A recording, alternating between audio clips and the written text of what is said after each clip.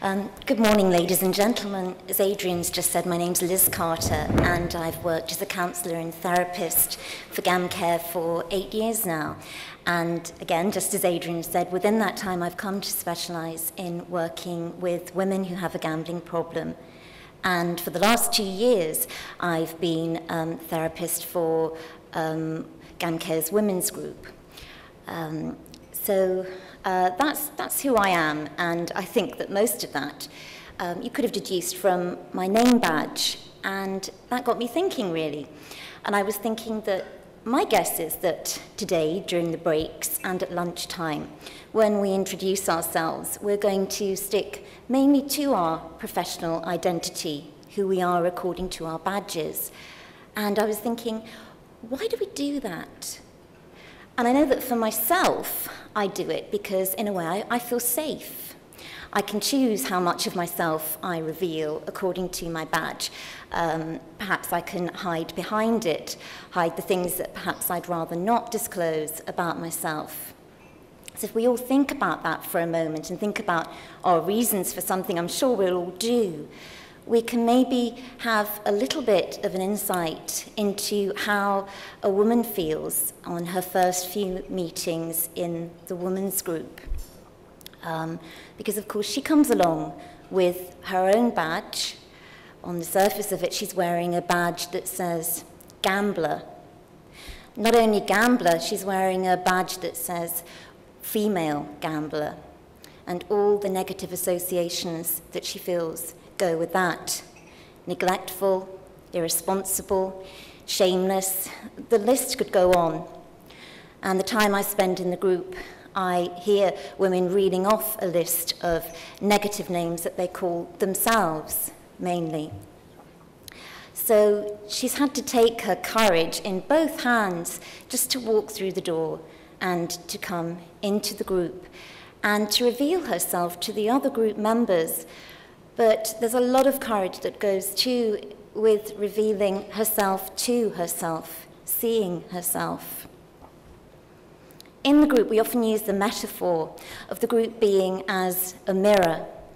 She spends time in the group, she listens to the stories that the other group members tell, and she reflects on her own story. And she comes to realize the impact and the consequences of her gambling. And through the support of the group, the care of the group, and my own interventions, she develops her inner resources, ways of being able to reduce and eventually let go of her gambling. So, a job well done. Sounds like that's a nice, neat package. But in my professional experience and the experience of the women that I share the group with, it's not enough, and there's essential work to be done at this time. And at this time, what we begin to do is encourage her to look in the mirror again and to see what she sees past the reflection of problem gambler. And this poem, I think, is very apt. Some of what she sees are aspects glad and gay, because problem gambling is very good at doing what it does. It blocks out everything that she would rather not think about, everything that she would rather not feel, good and bad. So as she begins to have more gambling-free time, she begins to get back in touch with positive feelings again. She begins to experience small pleasures in life, joy at being human and having the human experience.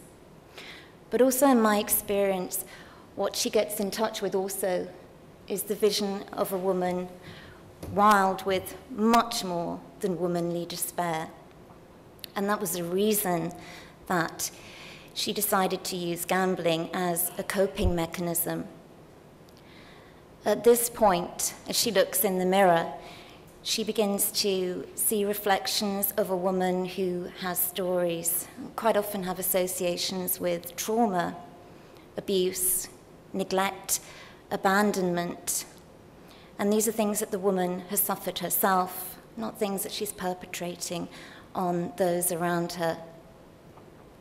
And at this point, it takes even more courage than it took her to come into the group, to stay with this process.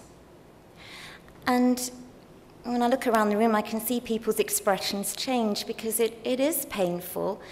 And perhaps you're asking yourselves, well, why bother? Because surely she's achieved what she came to GamCare to achieve. She's stopped gambling, she's let go. But if we can go back to our badges, if I can invite you for a moment to imagine that when we take our badge off at the end of today, there's nothing else there. There's an emptiness. We've got no nice families to go back to, perhaps no friends. You haven't got any other identity other than that which is on the badge. That's how she feels once she begins to let go of gambling. She's forgotten who she is. And so that's, to me and the women I've worked with, the importance of having another look in the mirror. And I think that it was summed up beautifully by one of the women I recently finished working with, who had a very successful outcome to her group work and has now gone on to live a very fulfilling life with healthy relationships. And she once said to me, Liz, you're someone I don't actually want to see. She said, I don't mean that personally, but each week I come to the group and there's a part of me that really doesn't want to be here because I know what I'm going to have to look at, and that's myself. But I come because I want to learn to recognize myself. And I think at that point, I will leave it there because I'm aware that there is so much more than I can tell you, but in the time that I have, I couldn't possibly honor the stories that I'm told within the group, so I'm not even going to begin to try. But I just want to thank you for your time and attention today. Thank you. Yes, thank you.